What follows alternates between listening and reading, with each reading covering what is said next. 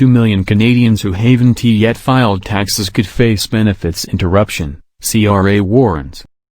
Even in the warped reality of the COVID-19 pandemic, Canadians must file their taxes to receive many of the benefits they're entitled to. And around 2 million people could face interruptions to some federal and provincial payments if they wait too long to send in their 2019 tax returns, the Canada Revenue Agency warns. The CRA recognizes that in the current COVID pandemic environment it's imperative for benefits to continue without disruption to Canadians, says Heather Daniels, Director General of the Benefit Programs Directorate at the CRA.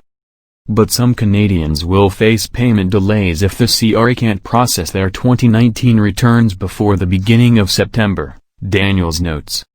Amid the novel coronavirus pandemic, Ottawa pushed the deadline for most individuals to file taxes from April 30 to June 1 while telling Canadians they had until September 1 to pay any taxes owing without facing interest or penalties.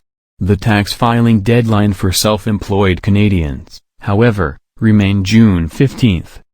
But even those who missed the postponed tax cut-off wouldn't be immediately penalized, the federal government said. Canadians who'd been receiving the Canada Child Benefit, CCB, and the Goods and Services Tax/Harmonized Sales Tax, GST/HST, credit, for example, would continue to get payments until September 2020 even if they missed their filing deadline.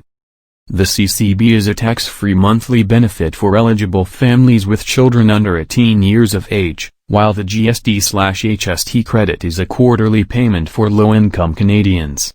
Both are tax-free and may include payments from provincial and territorial programs.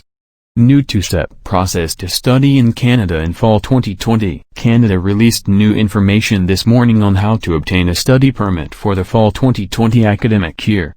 The coronavirus outbreak has made it difficult for international students to get the documents they usually need for Canadian study permits.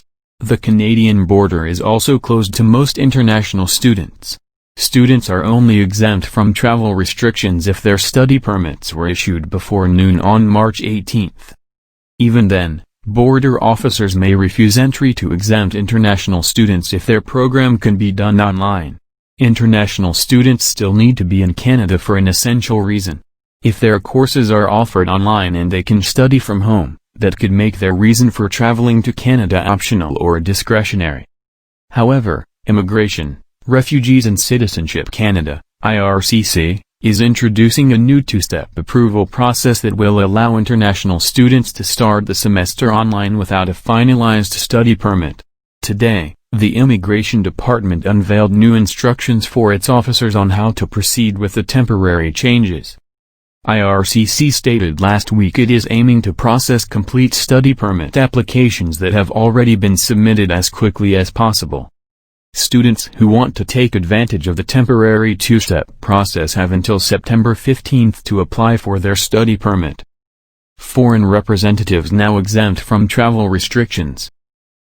Canada's border remains closed but foreign diplomats, consular officers, officials and their immediate family members have been added to the list of exempt travelers. The new exemption applies to foreign nationals who have diplomatic acceptance on their passports, a consular acceptance, or an official acceptance issued by the Chief of Protocol for Global Affairs Canada. They must be an accredited diplomat, consular officer, representative or official of a foreign country, of the United Nations or any of its agencies or of any international organization of which Canada is a member. Foreign representatives can now come to Canada to get accredited by Global Affairs Canada and resume their postings. All are required to get a temporary resident visa, TRV, before they travel to Canada under the current restrictions. TRVs must be coded D1 or O1 to signal to border officers that the passport holder is entitled to diplomatic, consular, or official privileges. The news comes after Canada reopened TRVs and electronic travel authorizations, ETAs, on July 1. Canada's travel restrictions currently do not apply to family members who are staying for more than 15 days, skilled workers, and students who were approved before March 18 and must study in Canada. Travelers must also demonstrate to the Canadian Border Services Agency, CBSA, that they are traveling for an essential reason in order to be allowed into Canada. Canada has broadened the definition of immediate family during the coronavirus pandemic. In addition to spouses, common-law partners, dependent children and grandchildren, immediate family includes parents or step-parents, a parent's or step-parent's spouse or common-law partner, a guardian or tutor.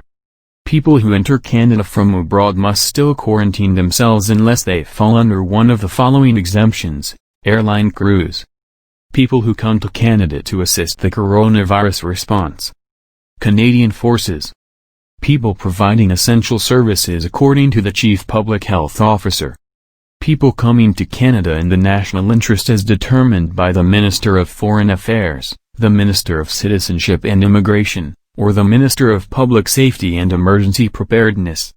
Emergency services workers, people who provide medical care or deliver medical equipment, people coming to Canada to receive medical services unrelated to COVID-19, licensed healthcare professionals and students who are permitted to work in a health field, as long as they are not caring for vulnerable people within a 14-day period, people entering Canada on a fishing vessel, people coming to Canada within the boundaries of a trans-border community, or people who cross the border regularly for work.